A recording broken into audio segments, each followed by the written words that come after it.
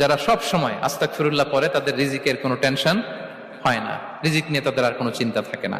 আল্লাহ নবী নূহ আলাইহিস সালাম যিনি ওনার জাতিগোষ্ঠীকে বলেছিলেন ফাকুল তুস্তাগফিরু রাব্বাকুম ইন্নাহু কানা গাফফারা, তোমরা বেশি বেশি ইস্তিগফার পড়ো, তিনি ক্ষমাশীল।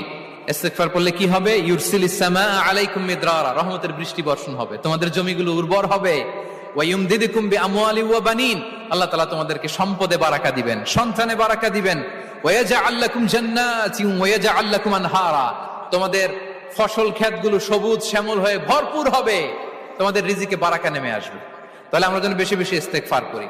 বিষ্ণু ঈসা ইসলাম বলেছেন মান লাযামাল ইস্তিগফার জাআলাল্লাহু লাকুম মিন কুল্লি দিকিন মাখরাজা ওয়া মিন কুল্লি হাম্মিন ফারাজা ওয়া ইয়ারযুকহু মিন হাইসু লা ইয়াহতাসিব, যে সব সময় ইস্তিগফার পড়ে তার কোনো টেনশন থাকে না, তার জীবনে দুশ্চিন্তা আসে না। আর এমন